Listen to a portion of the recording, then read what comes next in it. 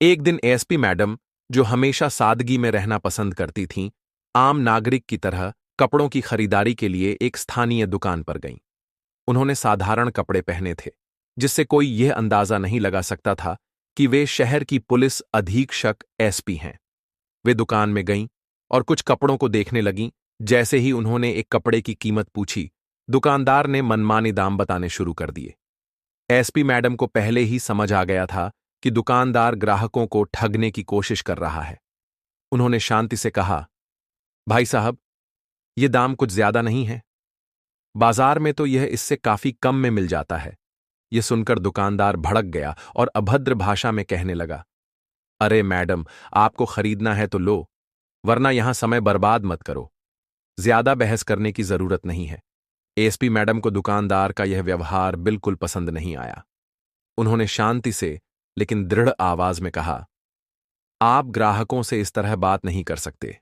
यह गलत है। दुकानदार को यह चुनौती नागवार गुजरी। वह गुस्से में बोला, अरे ज्यादा अकड़ मत दिखाओ, वरना मैं पुलिस को बुला लूंगा। फिर देखना तुम्हें जेल की हवा खानी पड़ेगी। दुकानदार की यह धमकी सुनकर एसपी मैडम हल्के से मुस्कुरा दी। उन्होंने आत्मविश्वास से कहा, ठीक है, अगर आपको पुलिस बुलानी है तो बुला लीजिए, वे ही आकर फैसला कर देंगे। दुकानदार ने तुरंत पुलिस स्टेशन फोन किया और कुछ ही मिनटों में 2 पुलिसकर्मी वहां पहुंच गए। एसपी मैडम को पूरा भरोसा था कि पुलिस वाले उन्हें पहचान लेंगे और सच का साथ देंगे। लेकिन जैसे ही दुकानदार ने पुलिस को अपनी मनगढ़ंत कहानी सुनाई, पुलिस वालों ने बिना कुछ सोचे समझे एसपी मैडम को ही संदिग्ध मान लिया। पुलिस वाले बिना किसी जांच पड़ताल के बोले, आप चलिए हमारे साथ, यहां झगड़ा करने की जरूरत नहीं है। दिल्ली के सिटी में हाल ही में एक नई एसपी की नियुक्ति हुई थी, एसपी रत्नावली सिंह। वे अपनी ईमानदारी और कर्तव्य निष्ठा के लिए जानी जाती थीं। जहां भी उनकी पोस्टिंग होती, वहां उनकी ईमानदारी की मिसालें दी जाती थीं। अपराधियों पर उनकी सख्ती और न्यायप्रियता के चर्चे चारों ओर फैल जाते।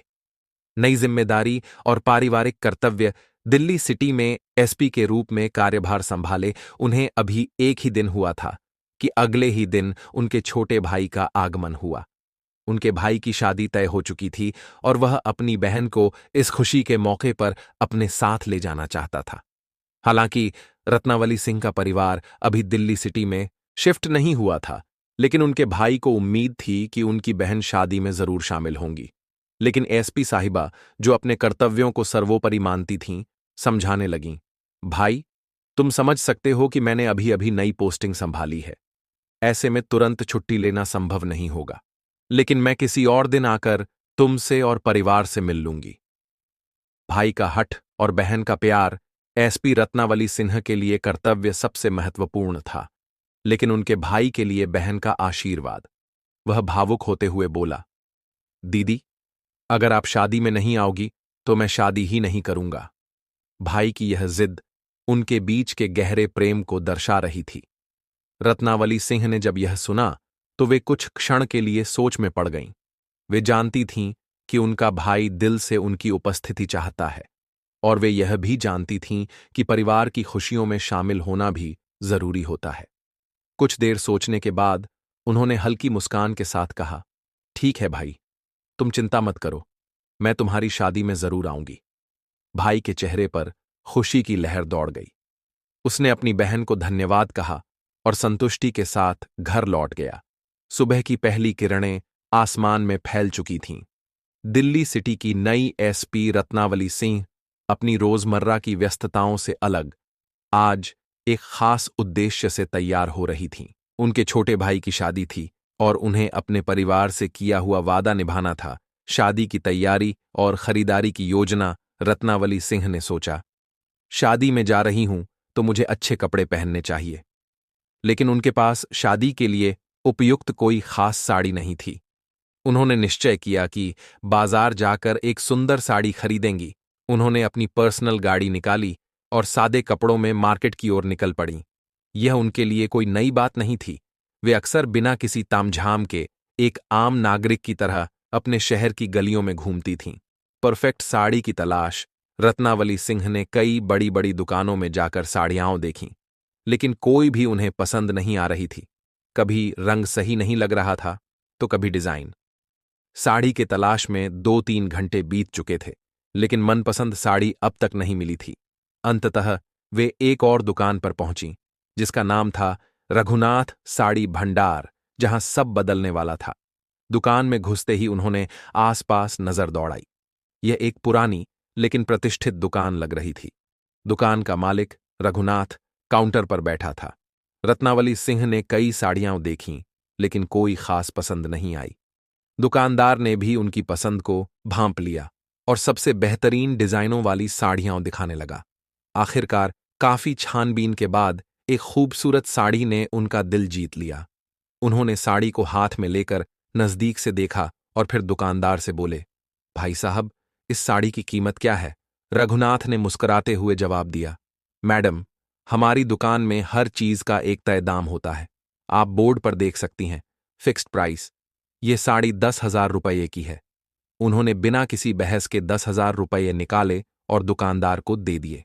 रघुनाथ ने पैसों को ध्यान से गिना, उन्हें अपने कैश बॉक्स में रख लिया और साड़ी को सुंदर तरीके से पैक करके एसपी मैडम को सौंप दिया। रत्नावली सिंह ने पैकेट उठाया और संतुष्ट भाव से दुकान से बाहर निकल आईं। अब वे मार्केट में कुछ और सामान लेने लगीं। साड़ी खरीदने के बाद वे अन्य जरूरी सामान लेने के लिए दूसरी दुकान पर गईं। वे खरीदारी में व्यस्त थीं कि अचानक उनके हाथ से साड़ी वाला थैला नीचे गिर गया। थैला गिरते ही उसमें से वह साड़ी बाहर निकल आई। जैसे ही रत्नावली सिंह ने उसे उठाने के लिए झुकीं, उनकी तेज नजरों ने साड़ी के अंदर कुछ अजीब सा देखा। यह क्या? उन्होंने मन ही मन सोचा और साड़ी को पूरा फैलाकर देखा। उनकी अनुभवी आंखों ने तुरंत समझ लिया कि यह साड़ी खराब क्वालिटी की है। जगह जगह धागों के गुच्छे, जिसे स्थानीय भाषा में कहते हैं, उभर आए थे, जो साड़ी की सुंदरता को पूरी तरह नष्ट कर रहे थे। रत्नावली सिंह को बहुत बुरा लगा। 10,000 रुपये में बेची गई यह साड़ी इतनी घटिया कैसे हो सकती है?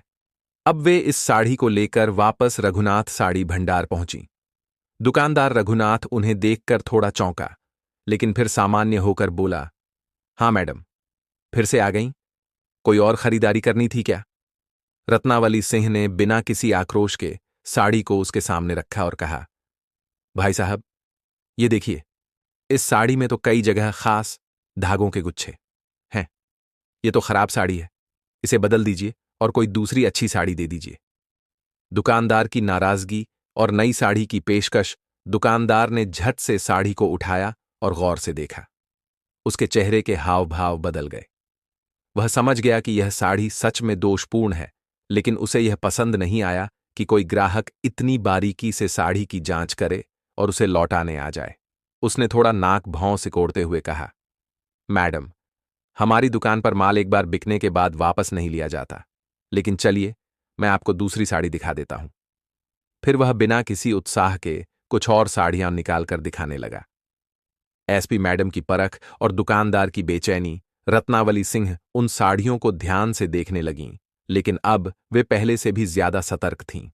वे हर साड़ी को बारीकी से जांच रही थीं, लेकिन कोई भी उनकी उम्मीदों पर खरी नहीं उतर रही थी। एसपी मैडम साड़ियों को ध्यान से देखने के बाद दुकानदार से कहती हैं, अंकल, आपके यहाँ की कोई भी साड़ी मुझे पसंद नहीं आ रही है। ऐसा करें, आप मुझे मेरे पैसे वापस दे दीजिए ताकि मैं किसी और दुकान से देख सकूं। लेकिन दुकानदार पैसे लौटाने से साफ इनकार कर देता है और दुकान में लगे एक छोटे से नोटिस बोर्ड की तरफ इशारा करता है, जिस पर साफ लिखा होता है, बिका हुआ माल वापस नहीं होगा, केवल बदला जाएगा। यह देखकर एसपी मैडम हैरान रह जाती हैं। अंकल, देखिए, बात यह नहीं है कि साड़ी महंगी थी। मैंने 10,000 रुपये की साड़ी खरीदी, लेकिन इसमें कमियां हैं। अब इसमें आपकी भी तो गलती है, तो मैं क्या करूं? मैडम, हमारे यहां एक पॉलिसी है, बिका हुआ सामान वापस नहीं लिया जाता। ठीक है, मान लिया कि बिका हुआ माल वापस नहीं होता, लेकिन अभी तो मैं इसे घर तक भी नहीं ले गई। अगर अभी से इसमें कमियां हैं, तो फिर ये मेरी नहीं, आपकी जिम्मेदारी बनती है। मैं आपकी बात समझ रहा हूं मैडम, लेकिन नियम तो नियम होते हैं।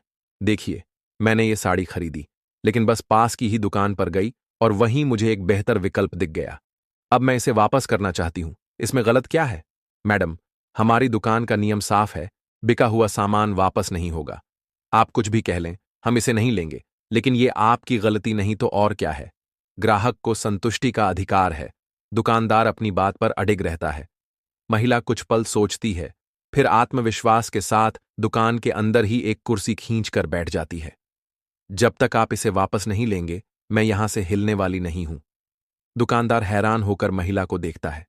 दुकान में बाकी ग्राहक भी इस बहस को देखने लगते हैं। दुकानदार को समझ आ जाता है कि यह महिला इतनी आसानी से नहीं जाने वाली। मैडम, अगर आप जिद करेंगी तो मैं पुलिस को फोन कर दूंगा। देखिए मैडम, अब ज्यादा बहस मत कीजिए। या तो आप यहां से जाएं या फिर मैं पुलिस को बुलाकर आपको अंदर करवा दूंगा। आप मेरे साथ गलत कर रही हैं और हमारे पास सीसीटीवी कैमरे भी हैं। हमने साफ कहा था कि एक बार सामान खरीद लिया तो वह वापस नहीं होगा। अगर आपको कुछ और चाहिए तो ले सकती हैं, लेकिन ये साड़ी वापस नहीं होगी। महिला उसकी बात सुनकर कुछ देर चुप रहती है, फिर अपनी स्थिति मजबूत करते हुए शांत लेकिन दृढ़ स्वर में बोलती है, ठीक है, अगर आप पुलिस को बुलाना चाहते हैं तो बुला लीजिए। मुझे कोई फर्क नहीं पड़ता। पुलिस आएगी और हमें यहां का फैसला करके देगी। आप मुझे पैसे वापस देंगे या नहीं, यही फैसला होगा। दुकानदार महिला की बातों को सुनकर कुछ सोच में पड़ जाता है। वह अंदर ही अंदर एक योजना बनाता है और अपनी स्थिति को समझने की कोशिश करता है। दुकानदार मन में सोचते हुए, अगर पुलिस को बुला लिया तो मैं उनसे बात करके इस समस्या को निपटा सकता हूं। 5,000 रुपये दे दूंगा पुलिस वालों को, फिर वे आकर इसे धमकाकर यहां से भगा देंगे। कोई बड़ी बात नहीं है। दुकानदार अब अपना मोबाइल उठाता है और पुलिस को फोन करने की तैयारी करता है। दुकानदार अपने आप में मुस्कुराता है, फिर पुलिस को फोन करने लगता है। उसके चेहरे पर आत्मविश्वास की झलक है, जबकि महिला शांत और दृढ़ बनी रहती है। महिला दुकान में बैठी रहती है, शांत लेकिन आत्मविश्वास से भरी हुई। दुकानदार फोन पर पुलिस से बात कर रहा है, अपनी समस्या उन्हें बताते हुए। दुकानदार फोन पर, हाँ हाँ, आप जल्दी आ जाइए। ये महिला मेरे साथ गलत कर रही है और मैं चाहता हूं कि आप उसे यहां से बाहर निकालें। महिला अपने विचारों में खोई रहती है। सोचते हुए महिला मन में सोचती है, ठीक है, आने दो पुलिस को। पुलिस तो आते ही मुझे पहचान लेगी और फिर उल्टा वही दुकानदार को डांट कर मेरे पैसे वापस दिला देगी। अब देखती हूं ये कैसे सुलझता है। महिला ने अभी तक दुकानदार को यह महसूस नहीं होने दिया था कि वह एक एसपी है। वह जानती थी कि पुलिस वाले जैसे ही आएंगे वे उसकी असलियत समझ जाएंगे, लेकिन वह देखना चाहती थी कि दुकानदार और पुलिस उनके बीच कैसे व्यवहार करते हैं। थोड़ी देर बाद पुलिस की गाड़ी दुकान के बाहर आकर रुकती है। 2 पुलिस वाले दुकान में प्रवेश करते हैं। महिला उन्हें देखती है और चेहरे पर हल्की मुस्कान लाती है। पुलिस वाले दुकानदार के पास जाते हैं। पुलिस वाला एक पूछता है, दुकानदार से क्या मामला है? आपने हमें क्यों बुलाया है? दुकानदार पुलिस वालों को एक साइड में ले जाता है, अपनी पूरी समस्या और महिला के बारे में बताता है। दुकान के अंदर माहौल गर्म है। एसपी साहिबा और दुकानदार के बीच बहस जारी है। इसी बीच दुकानदार चुपके से अपनी जेब से 5,000 रुपये निकालता है और दरोगा की जेब में सरका देता है। दुकानदार धीरे से, साहब, इस औरत को यहां से ले जाइए, इसने मेरा जीना मुश्किल कर दिया है। पैसे जेब में जाते ही दरोगा का रवैया बदल जाता है। अब वह पूरी ईमानदारी से अपना काम करने लगता है, मगर पैसों के अनुसार। दरोगा गंभीर होते हुए, मैडम, आप पढ़ी लिखी लगती हैं, लेकिन इस तरह की हरकतें करते हुए आपको शर्म नहीं आती? दुकान पर साफ लिखा है कि खरीदा हुआ सामान वापस नहीं होता, फिर आप जबरदस्ती क्यों कर रही हैं? दरोगा का लहजा कठोर होता जाता है। वह एसपी साहिबा को धमकाने के अंदाज में घूरता है। दरोगा सख्त आवाज में, आप जैसी महिलाएं ही व्यापारियों को परेशान करती हैं। दुकानदारी कोई मजाक नहीं है। आपने जब साड़ी खरीद ली तो अब बदलवाने की जिद क्यों? एसपी साहिबा यह सब सुनकर हैरान रह जाती है। असलियत में गलती दुकानदार की थी। उसकी जिम्मेदारी बनती थी कि वह खराब साड़ी वापस ले या कोई समझौता करे। आखिर कोई ग्राहक खराब माल के लिए इतनी बड़ी रकम क्यों देगा? अगर समझौता नहीं कर सकते थे तो कम से कम पैसे वापस करने चाहिए थे। लेकिन दूसरी हैरानी उन्हें इस बात की होती है कि उल्टा उन्हें ही गलत ठहराया जा रहा है। और सबसे बड़ी बात, किसी को यह एहसास तक नहीं कि जिसके सामने वे बदसलूकी कर रहे हैं वह इस इलाके की एसपी साहिबा है। एसपी साहिबा यह खेल जारी रखना चाहती है। वह दरोगा की मानसिकता परखने के लिए उसे समझाने का नाटक करती है। एसपी साहिबा, दृढ़ता से। साहब, मैं कहाँ गलत हूं? यहां गलती इस दुकानदार की है और आपको इसके खिलाफ कार्रवाई करनी चाहिए। मुझे मेरे पैसे वापस चाहिए। जब इस साड़ी में खराबी है तो मैं इसे क्यों लूं? दुकानदार तुरंत अपनी सफाई पेश करने लगता है। दुकानदार हड़बड़ाते हुए, साहब, मैंने इन्हें ठीक से साड़ी दिखाई थी, अच्छे से मोल भाव हुआ था, फिर इन्होंने खुद अपनी मर्जी से पैसे देकर इसे खरीदा, अब अचानक वापस लेकर आ गई। हो सकता है ये कोई और साड़ी लेकर आई हों। ये सुनकर एसपी साहिबा का गुस्सा बढ़ जाता है। उनके चेहरे पर कठोर भाव आ जाते हैं। एसपी साहिबा संयम रखते हुए, साहब, जरा ध्यान से देखिए, ये वही साड़ी है और ये इसी दुकान का थैला है। अगर आपको यकीन नहीं है तो मैं साइड वाली दुकान तक गई थी। आप चाहें तो सीसीटीवी फुटेज चेक कर सकते हैं। सच खुद ब खुद सामने आ जाएगा। दरोगा अब इस मामले को जल्द से जल्द निपटाना चाहता है, इसलिए वह अपना रुख और सख्त कर लेता है। वह एएसपी साहिबा पर चिल्लाने लगता है। दरोगा गुस्से में, आपको जरा भी शर्म नहीं आती? देखने में तो पढ़ी लिखी लगती हैं, लेकिन हरकतें ऐसी कर रही हैं। हो सकता है दुकानदार सही कह रहा हो और आपने सच में साड़ी बदल दी हो। वह अब खुली धमकी देने लगता है। दरोगा सख्त लहजे में, अगर आपने ज्यादा हंगामा किया तो मजबूरन मुझे आपको गिरफ्तार करना पड़ेगा। एसपी साहिबा यह सुनकर गुस्से से भर जाती है, लेकिन अब भी अपने भावों को काबू में रखते हुए शांत रहती हैं। वह दृढ़ आवाज में कहती हैं, ठीक है साहब, अगर यही सही है तो मुझे गिरफ्तार कर लीजिए। मैं भी देखना चाहती हूं कि बिना किसी ठोस वजह के आप मुझे अंदर कैसे डाल सकते हैं। दरोगा इस जवाब से थोड़ी देर के लिए अवाक रह जाता है, लेकिन अपनी अकड़ बनाए रखते हुए तुरंत हवलदार को आदेश देता है। दरोगा सख्त लहजे में, हवलदार, इसे पकड़ो और जीप में बैठाओ। अभी के अभी थाने ले चलना है।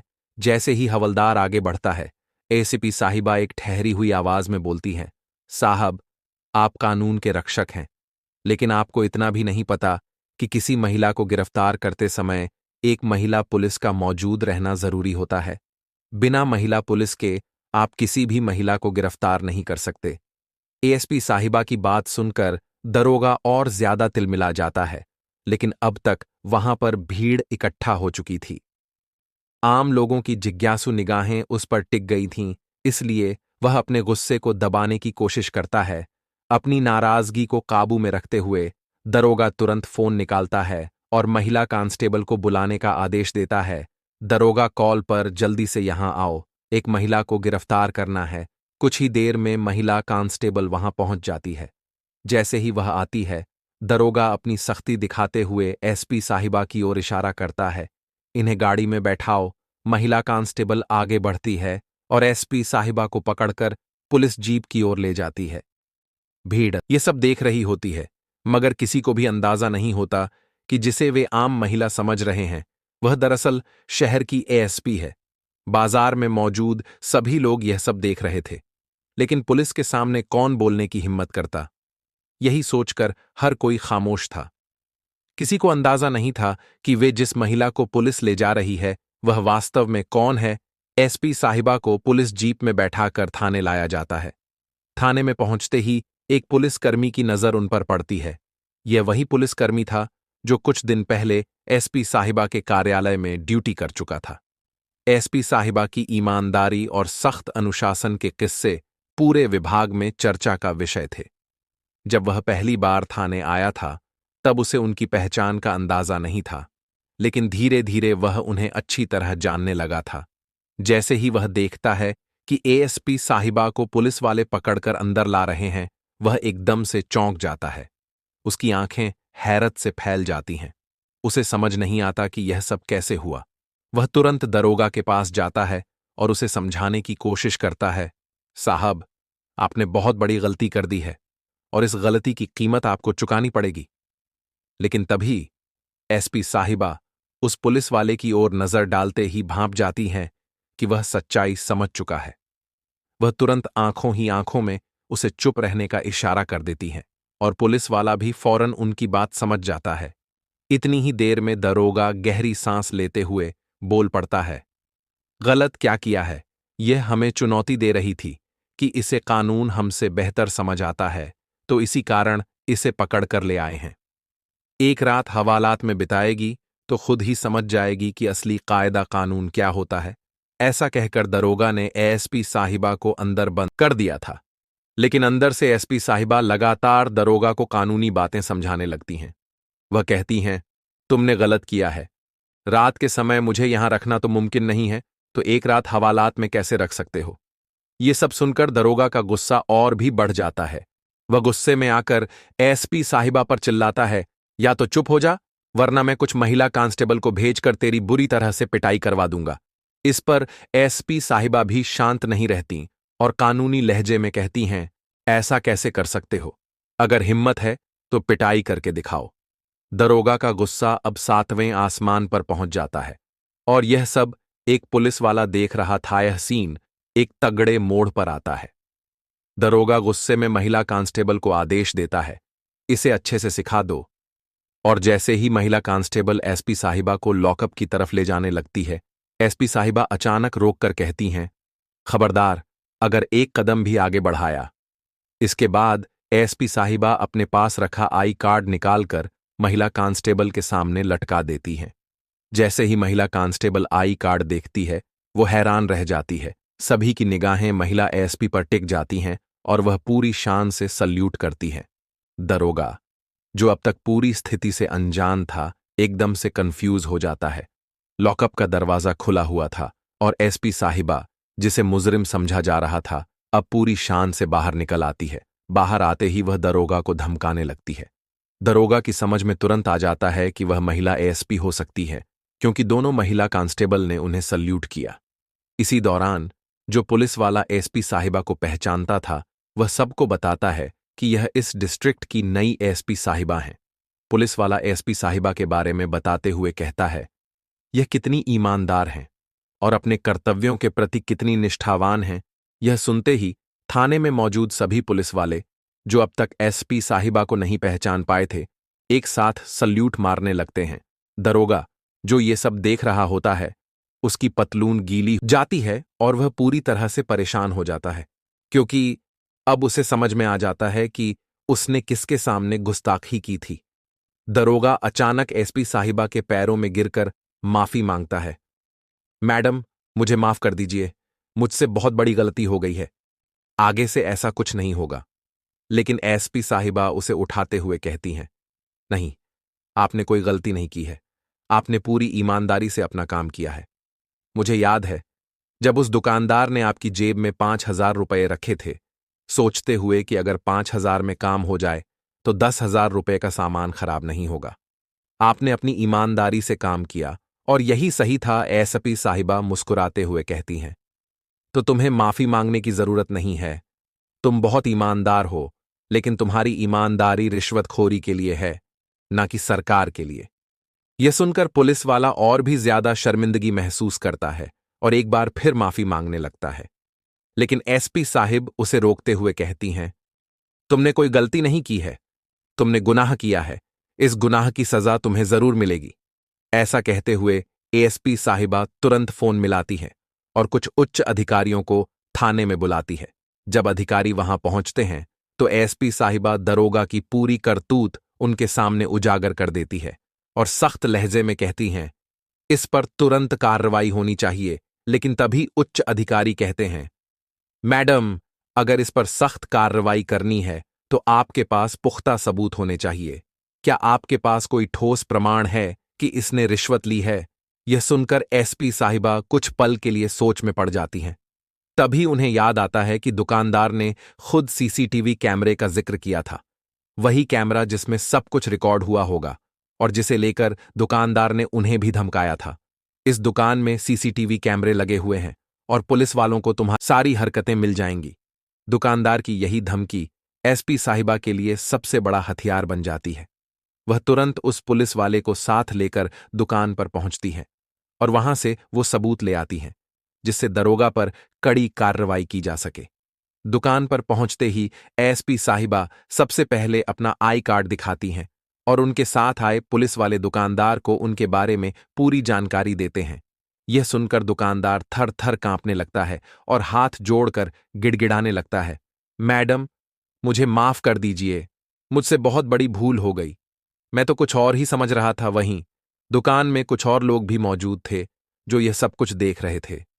पूरा वाकया उनकी आंखों के सामने हो रहा था और वे हैरानी से देखते रह जाते हैं कि जिसके साथ आज इसने धोखा किया और पुलिस से पकड़वाया, वही असल में पुलिस की एक बड़ी अधिकारी निकली।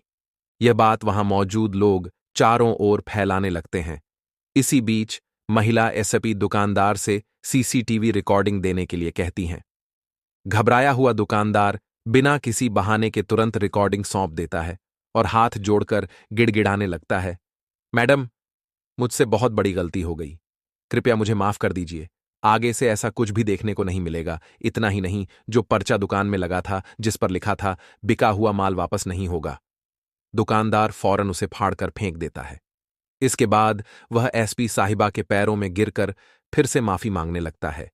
लेकिन तभी एसपी साहिबा दुकानदार को पकड़कर खड़ा करती हैं और पूरे बाजार में मौजूद लोगों के सामने सख्त लहजे में कहती हैं, अंकल, आपकी उम्र मुझसे कहीं ज्यादा है और आपको इस तरह मेरे पैर पकड़ते हुए देखना अच्छा नहीं लग रहा।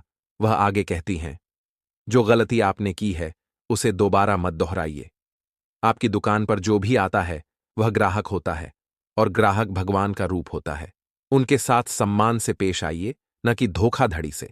अगर इसके बाद भी आपकी दुकान की कोई भी शिकायत मेरे पास आई तो यकीन मानिए, मैं आप पर इतनी कड़ी कार्रवाई करूंगी कि फिर कोई भी आपको बचा नहीं पाएगा। एसपी साहिबा की इस चेतावनी के बाद दुकानदार सिर झुका लेता है। इसके बाद वह बिना कोई और समय गंवाए सीसीटीवी रिकॉर्डिंग अपने पास रखती हैं और फिर सीधे थाने की ओर रवाना हो जाती हैं। थाने पहुंचने के बाद एसपी साहिबा वह सीसीटीवी फुटेज और बाकी सबूत बड़े अधिकारियों के सामने पेश करती हैं। वह सख्त लहजे में कहती हैं, इस पर कड़ी से कड़ी कार्रवाई होनी चाहिए ताकि यह दोबारा कभी ऐसी हरकत करने की हिम्मत न कर सके। सबूतों की मजबूती को देखते हुए पहले तो उस पुलिस वाले को सस्पेंड कर दिया जाता है और जब केस आगे बढ़ता है तो अदालत उसे 3 साल की सजा सुना देती है। इसके बाद एसपी साहिबा उस दुकानदार से अपने पैसे वापस ले चुकी थीं, तो उन्हीं पैसों से वह किसी और दुकान से अपने लिए कपड़े खरीदती है। फिर वह सीधे अपने भाई की शादी के लिए निकल जाती है। लेकिन वहां पहुंचने तक वह काफी लेट हो चुकी होती है। जब उनका भाई उन्हें देर से आने का कारण पूछता है तो वह पूरी घटना उसे बताती हैं। कहानी सुनने के बाद भाई गहरी सांस लेते हुए कहता है, बहन, ये तो रोज की बात है। यहां के पुलिस वाले हमेशा ऐसा ही करते हैं। तभी उनकी बहन रत्नावली आत्मविश्वास से जवाब देती है, भाई, मैं पूरे सिस्टम को नहीं बदल सकती, लेकिन जहां मैं काम करती हूं वहां बदलाव लाने की पूरी कोशिश जरूर कर सकती हूं। हो सकता है मेरी कोशिश कुछ हद तक कामयाब हो जाए और जिन जिन जगहों पर मेरी पोस्टिंग हो वहां लोग ईमानदारी से जीना सीख लें। रत्नावली आत्मविश्वास से कहती हैं। इसके बाद एसपी साहिबा अपने भाई की शादी में पूरे मन से शामिल होती हैं और शादी के बाद दोबारा अपनी ड्यूटी पर लौट जाती हैं। अब जब तक उनकी पोस्टिंग दिल्ली में रहती है वहां का माहौल पूरी तरह बदल जाता है। हर पुलिस वाला रिश्वत लेने से पहले 100 बार सोचता है, क्योंकि उन्हें पता होता है कि एसपी साहिबा की ईमानदारी और सख्ती के आगे किसी की चलने वाली, क्योंकि यह मामला सबके सामने आ चुका था। दुकान पर बैठे लोगों ने इसे चारों तरफ फैला दिया। जब यह खबर अखबारों में छपी तो यह केस सुर्खियों में आ गया और इसके बाद लोग पहले से ज्यादा सतर्क हो गए। दोस्तों, यह थी कहानी एक महिला एएसपी की, जो सादे कपड़ों में एक दुकान पर जाती है, लेकिन हालात कुछ ऐसे बनते हैं कि उन्हें खुद पुलिस पकड़ लेती है। अब आप इस कहानी के बारे में क्या सोचते हैं? अपनी राय कमेंट बॉक्स में लिख सकते हैं और इसे अपने दोस्तों के साथ शेयर कर सकते हैं। अगर आपको यह वीडियो अच्छी लगी हो तो इसे लाइक करें और चैनल को सब्सक्राइब जरूर करें, ताकि हमें और भी ऐसी प्रेरणादायक कहानियां बनाने के लिए हौसला मिले।